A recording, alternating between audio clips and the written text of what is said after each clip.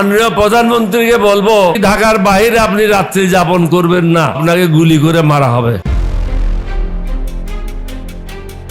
দেশের ক্ষমতার কেন্দ্রবিন্দুতে বসে এমন এক সিদ্ধান্ত যা চমকে দিয়েছে পুরো বাংলাদেশকে।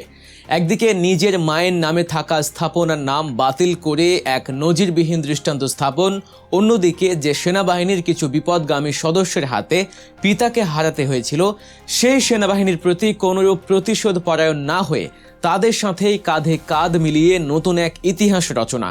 আর ঠিক তখনই রাজনীতির মাঠের এক সময়ের সহযোদ্ধা, প্রবীণ রাজনীতিক ও বীর মুক্তিযোদ্ধা কর্নেল অলি আহমেদ দিলেন এক শিহরণ জাগানো সতর্কবার্তা। রাতের বেলা ঢাকার বাইরে থাকবেন না। কেন এমন হুঁশিয়ারি? কিসের এত ভয়? আর তারেক রহমানই বা কেন হাঁটছেন বাংলাদেশের চিরাচরিত পারিবারিক রাজনীতির সম্পূর্ণ উল্টো পথে? এসব প্রশ্নের রোমাঞ্চকর এবং গভীর বিশ্লেষণ নিয়ে সাজানো হয়েছে আমাদের আজকের আয়োজন। পর্দার পেছনের আসল রাজনৈতিক সমীকরণ বুঝতে ভিডিওটি না টেনে একেবারে শেষ পর্যন্ত দেখার অনুরোধ রইল। বাংলাদেশের রাজনীতির ইতিহাস এক রক্তাক্ত ও বিশ্বাসঘাতকতার ইতিহাস। এই বাংলার মাটিতেই ঘটে যাওয়া অন্যতম এক বিয়োগান্তক ঘটনা হলো শহীদ প্রেসিডেন্ট জিয়াউর রহমানের হত্যাকাণ্ড। 1981 সালের 30 মে চট্টগ্রামের সার্কিট হাউসে সেনাবাহিনীর বিপদগামী কিছু উচ্চাভিলাষী সদস্যের নির্মম বুলেটে প্রাণ হারান তিনি। সেই শোক, সেই ক্ষত জিয়া পরিবারের জন্য কতটা গভীর তা হয়তো ভাষায় প্রকাশ করা সম্ভব নয়। কিন্তু সময়ের পরিক্রমায় আজ যখন তারেক রহমান দেশের নেতৃত্বের আসনে, তখন অনেকেই ভেবেছিলেন হয়তো অতীতের সেই দগদগে ঘা থেকে এক ধরনের ক্ষোভ বা দূরত্ব তৈরি হবে বাংলাদেশ সেনাবাহিনীর সাথে। কিন্তু সবাইকে অবাক করে দিয়ে তারেক রহমান প্রমাণ করলেন তিনি কেবল একজন রাজনৈতিক নেতাই নন, তিনি একজন দূরদর্শী রাষ্ট্রনায়ক। পিতার হত্যাকারী হিসেবে পুরো প্রতিষ্ঠানকে তিনি কখনোই দোষারোপ করেননি, বরং তিনি অনুধাবন করেছেন একটি স্বাধীন ও সার্বভৌম রাষ্ট্রের প্রধান অতন্ত্র প্রহরী হলো তার সেনাবাহিনী। তাই ক্ষমতায় আসার পর থেকেই তিনি বাংলাদেশ সেনাবাহিনীর আধুনিকায়ন এবং তাদের পেশাদারিত্ব বৃদ্ধির দিকে সর্বোচ্চ মনোযোগ দিয়েছেন। অতীতের কোনো ক্ষোভ বা প্রতিশোধ স্পৃহা তাকে গ্রাস করতে পারেনি, বরং তিনি সেনাবাহিনীর সাধারণ সদস্যদের সাথে মিশে গেছেন, তাদের সুযোগ সুবিধা এবং দেশের প্রতিরক্ষা ব্যবস্থাকে এক নতুন উচ্চতায় নিয়ে যাওয়ার জন্য কাজ করছেন। এটি এমন এক রাজনৈতিক পরিপক্কতা যা তৃতীয় বিশ্বের রাজনীতিতে বিরল। তার এই পদক্ষেপ শুধু সেনাবাহিনীর মনোবলই বৃদ্ধি করেনি, বরং দেশের আপামর জনসাধারণের কাছেও এই বার্তা স্পষ্ট করেছে যে তারেক রহমানের কাছে ব্যক্তিগত আবেগের চেয়ে রাষ্ট্রের নিরাপত্তাই সবার আগে। আর ঠিক এই রাষ্ট্রনায়কাচিত উত্থানের মাঝেই ভেসে এলো এক গভীর সতর্ক বার্তা। এই সতর্ক বার্তা এমন একজনের কাছ থেকে এসেছে যিনি শুধু রাজনীতির মাঠের প্রবীণ খেলোয়াড়ই নন, বরং একজন রণাঙ্গনের বীর মুক্তিযোদ্ধা এবং জিয়া পরিবারের দীর্ঘদিনের রাজনৈতিক সহযোদ্ধা। তিনি হলেন লিবারেল ডেমোক্রেটিক পার্টি বা এলডিপির প্রধান কর্নেল অলি আহমেদ। একসময় তিনি বাংলাদেশ জাতীয়তাবাদী দলের অন্যতম নীতি নির্ধারক ছিলেন। দেশনেত্রী বেগম খালেদা জিয়ার সাথে কাঁধে কাঁধ মিলিয়ে রাজপথে আন্দোলন করেছেন, দেশ পরিচালনা করেছেন। যদিও বর্তমানে তিনি বিএনপির সাথে সরাসরি জোটবদ্ধ নন এবং রাজনৈতিক ময়দানে তিনি এখন ভিন্ন একটি দলের নেতৃত্ব দিচ্ছেন বা এক অর্থে বিরোধী অবস্থানে রয়েছেন, তবুও তারেক রহমানের প্রতি তার এই সতর্কবার্তা নিছক কোনো রাজনৈতিক বক্তব্য নয়। কর্নেল অলি আহমেদ অত্যন্ত স্পষ্ট ভাষায় তারেক রহমানকে সতর্ক করে বলেছেন, আপনার শত্রুরা চারদিকে ওঁত পেতে আছে, আপনি কোনোভাবেই রাতের বেলা ঢাকার বাইরে অবস্থান করবেন না। এই কথার অন্তর্নিহিত অর্থ অত্যন্ত গভীর। একটু পেছনে ফিরে তাকালে আমরা দেখতে পাই শহীদ প্রেসিডেন্ট জিয়াউর রহমানকেও হত্যা করা হয়েছিল ঢাকার বাইরে চট্টগ্রামের সার্কিট হাউসে রাতের অন্ধকারে। অলি আহমেদ মূলত সেই ইতিহাসেরই পুনরাবৃত্তির আশঙ্কা করছেন। তিনি জানেন বাংলাদেশ বর্তমানে এক চরম ভূ রাজনৈতিক লড়াইয়ের কেন্দ্রবিন্দুতে পরিণত হয়েছে।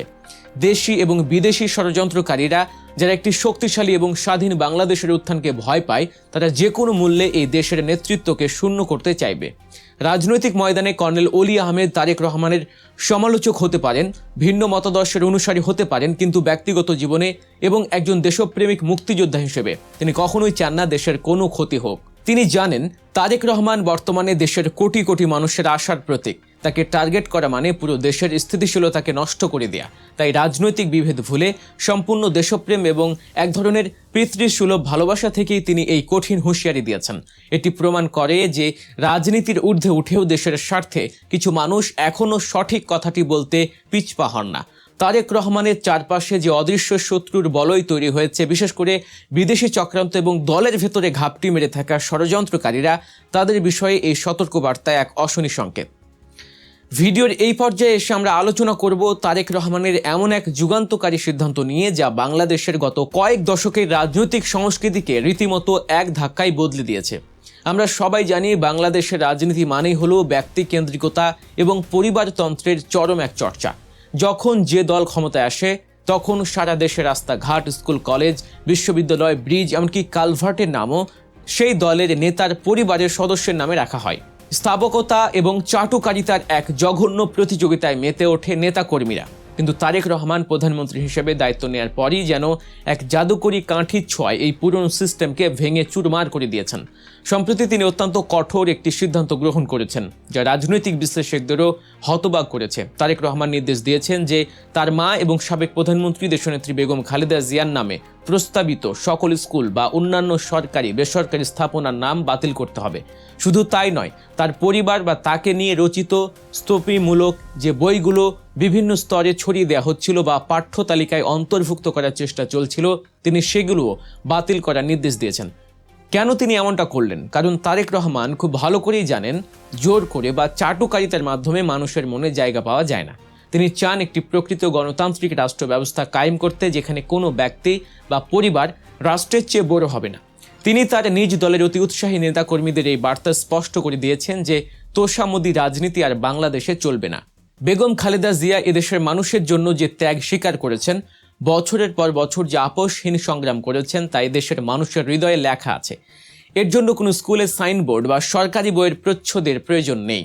তারেক রহমানের এই সিদ্ধান্ত প্রমাণ করে যে তিনি গতানুগতিক ধারার কোনো শাসক নন।